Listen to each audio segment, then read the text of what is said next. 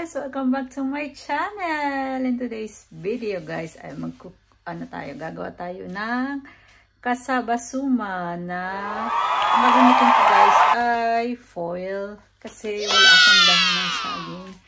So let's start!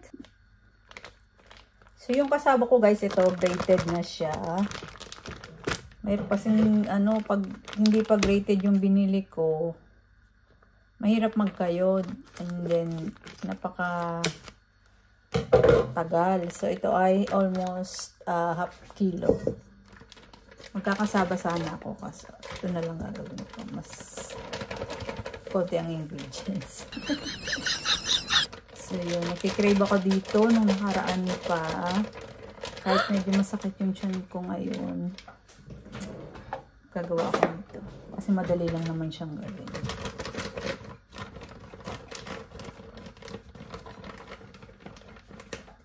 Puro mga halos frozen guys yung mga binibili ko dito. Nasa England kasi ako. So hindi pa nakakapanood ng aking videos. Ayan, nasa England po ako. And then, meron din akong guys, lalagyan ko rin siya ng kinayod na buko ng niyog. Ayan. Kinayod na buko. Kalating kilo din guys. Yeah, almost kalating kilo. Halo ko siya dito. Kasi masarap pag may buko. And then, maglalagay tayo ng 1 cup na sugar. Yung mga ingredients niya guys.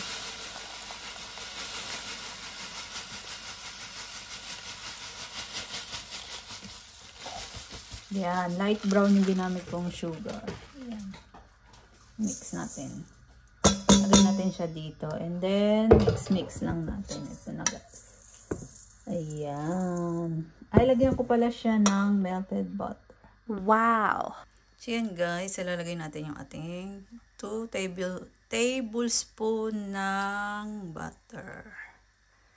Yeah, para dagdag sarap sa ating kasabasuman. Yan. Yan, mix lang. Ang dami na nito.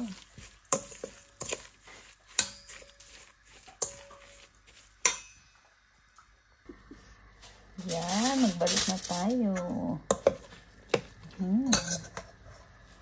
Yes! Suma! Niyog.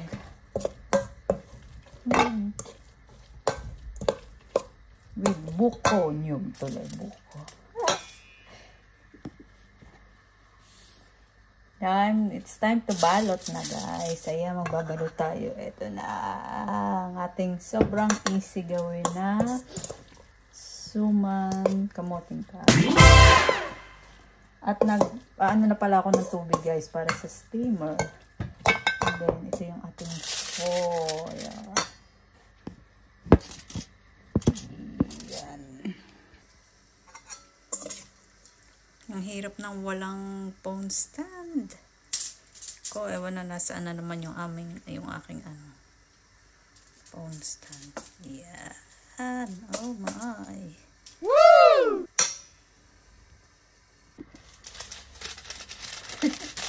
Ang hirap naman ng gantong sitwasyon. Yan.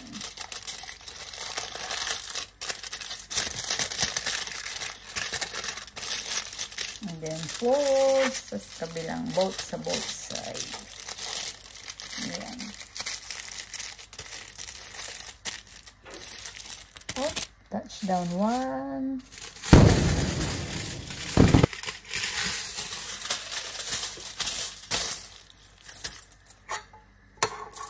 Pagyata. Ayan.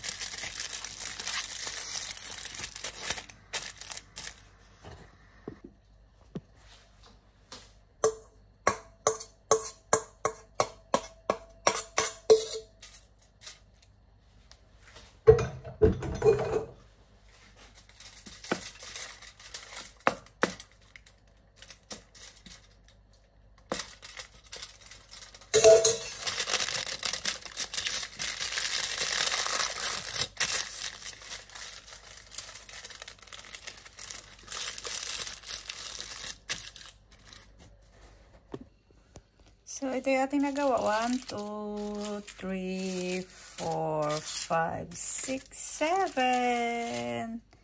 Yan ang ating nagawa, guys. So, let's start na. Ilagay na natin siya sa steamer. At yung ating steamer ay nagsusumigaw na siya kanina pa.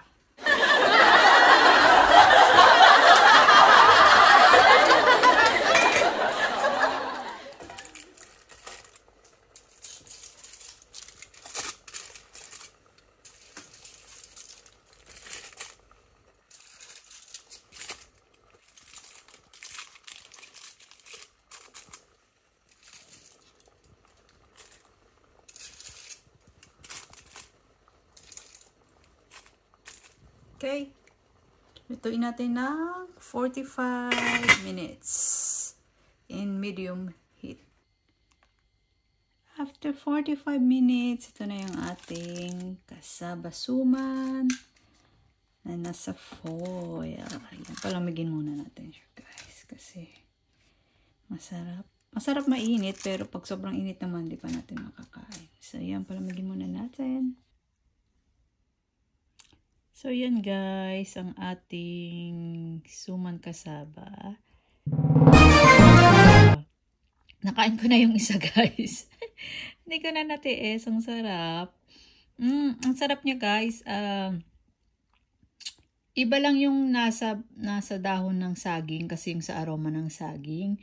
Pero yung lasa niya, super sarap. Kagaya rin nung nabalot sa suma ng saging. Ang pagkakaiba lang is yung aroma nung dahon ng saging. Pero yung lasa niya, guys, super sarap.